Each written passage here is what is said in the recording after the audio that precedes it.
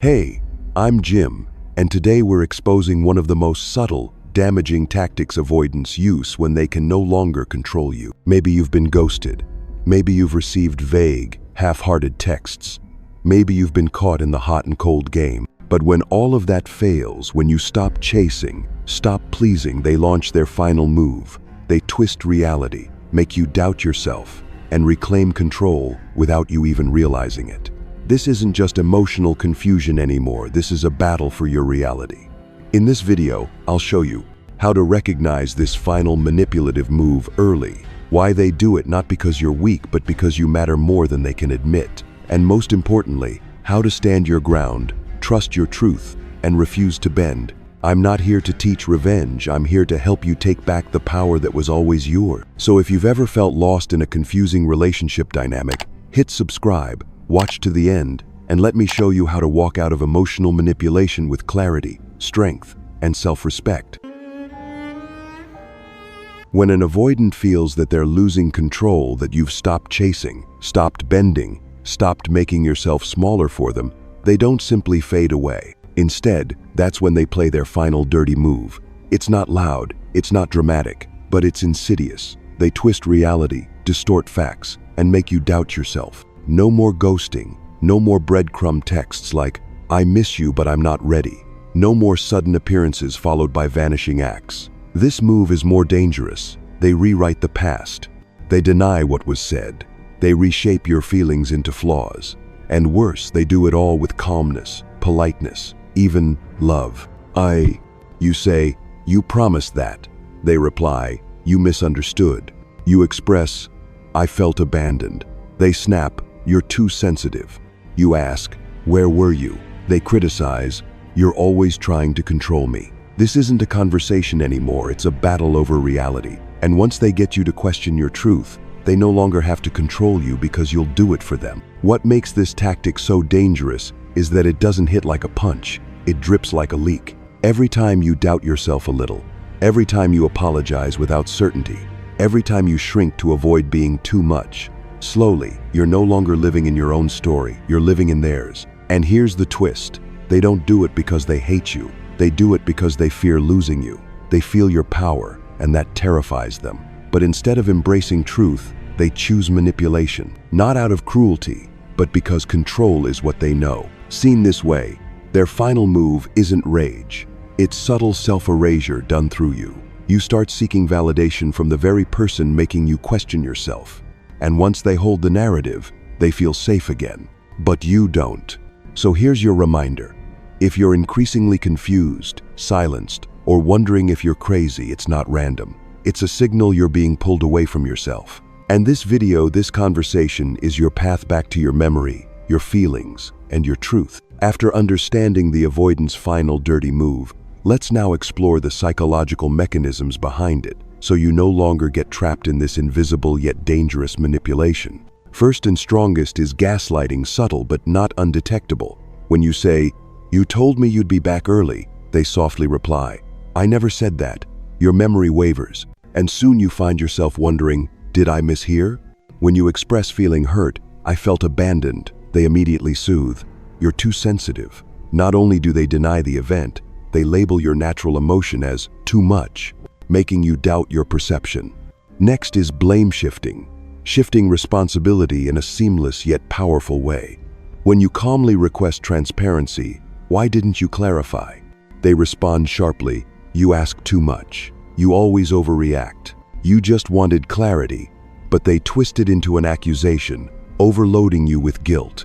Suddenly, you're the one at fault, trying to get certitude, while they remain above judgment. Finally, we get to minimizing, a method to downplay your emotions, not with harsh words, but with gentle belittlement. You say, "I felt really hurt." They brush it off. "It's nothing serious. Just let it go."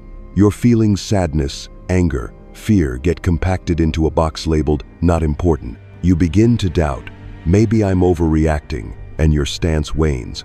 These three tactics, gaslighting, blame shifting, minimizing, operate in concert to deprive you of self-control.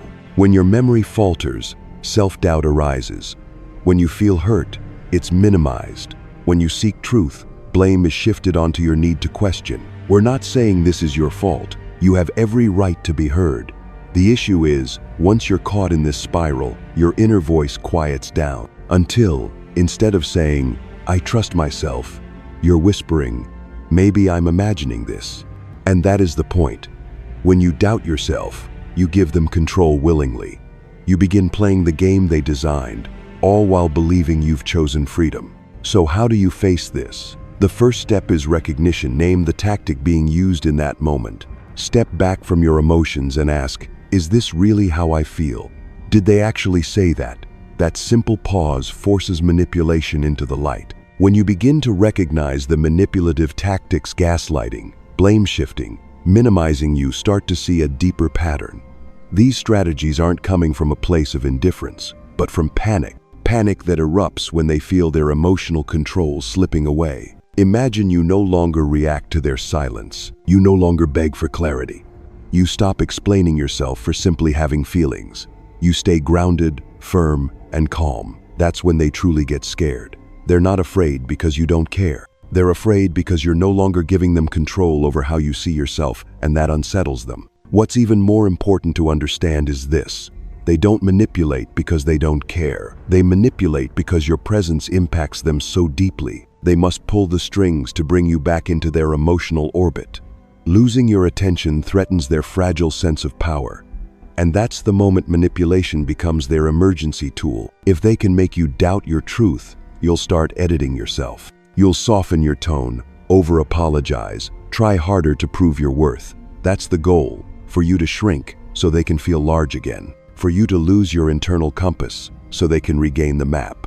They don't always see this as cruelty. For them, it's a survival mechanism wired deep in their nervous system, a reflex, not a strategy. When they feel unsafe, they don't reflect inward. They rewrite the reality of the person confronting them. When you're no longer easily shattered, they try to soften your edges again subtly, persistently. But here's the truth. You're awake now. And when you see the game clearly, you're no longer stuck inside it. You don't need to fear their attempts at distortion because the power is no longer in their hands. And that brings us to the real work.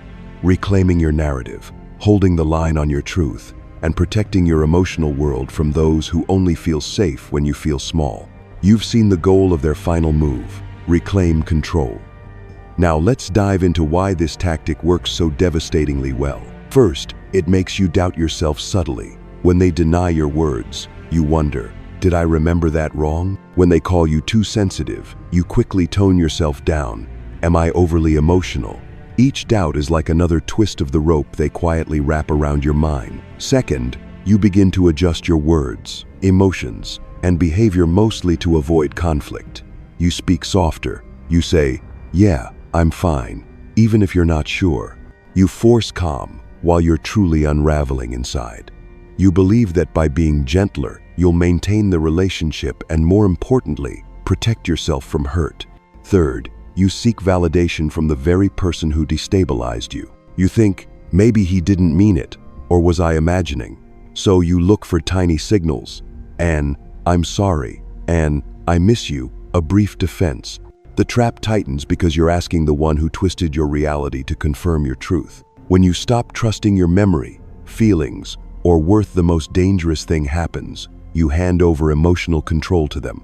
They don't have to demand obedience, you'll give it willingly, just by doubting yourself. They don't need to shout. They just need you to say, "You're right, I misunderstood." In that admission, they've regained control without lifting a finger because you handed it to them. That's why this strategy is powerful.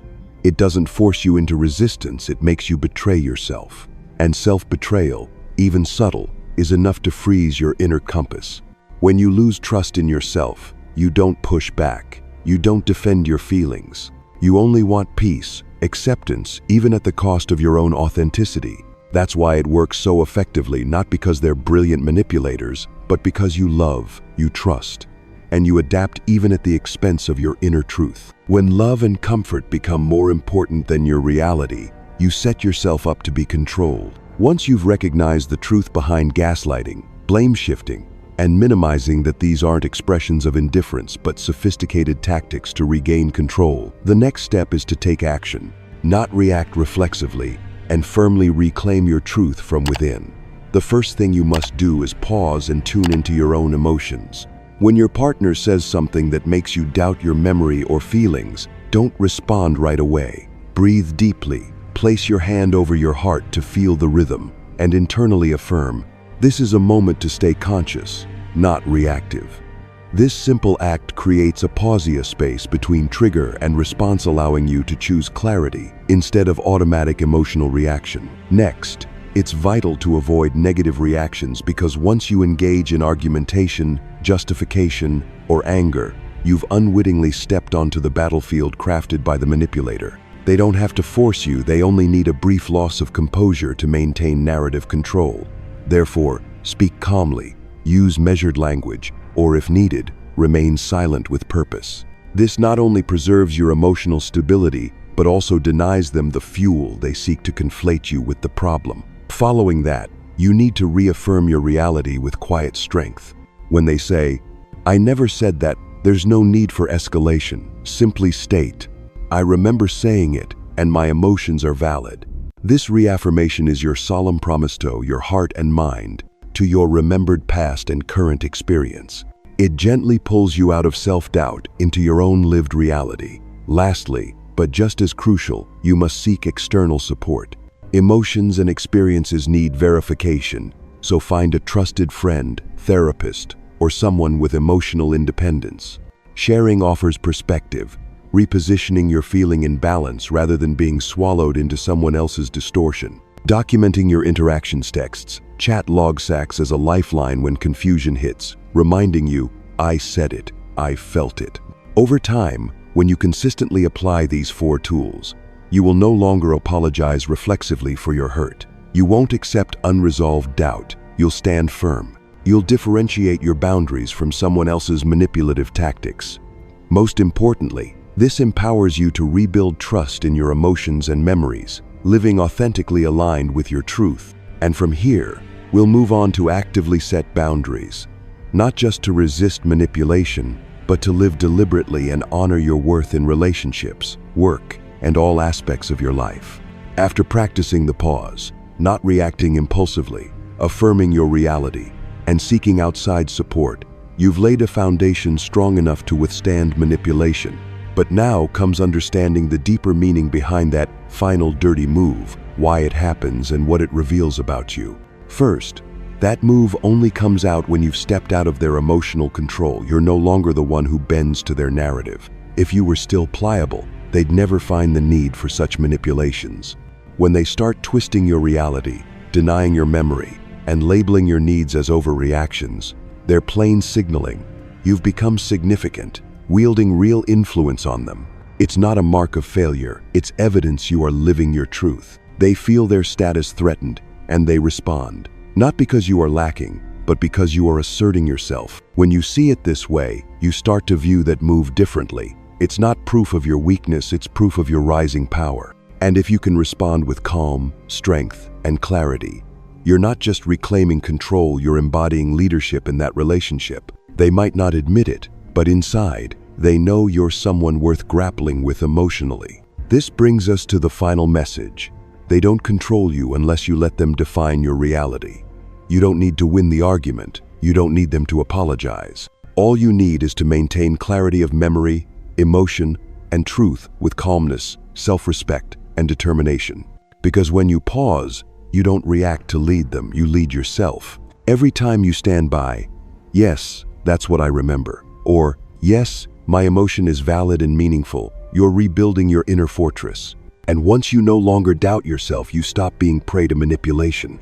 You become the steward of your own path, resilient, unbound, free. You don't need external validation because you have validated yourself. In the end, the greatest power isn't overpowering them, it's holding a relationship where you don't have to lose yourself. By standing in calmness, clarity, and self-respect, you not only regain control, you liberate yourself from their invisible strings. That is true freedom, not resignation, but the choice to remain authentically, fiercely you.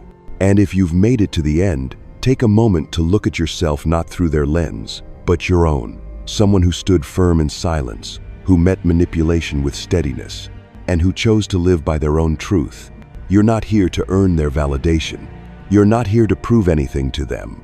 You are not the one who needs to convince them of your worth. Because from start to finish, your worth doesn't depend on their belief, it depends on yours. Let this conclusion be your declaration. You have seen the strategies clearly and refused to chase.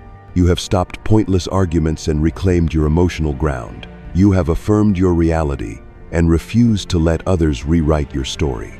You have found your self-worth, no longer needing their approval.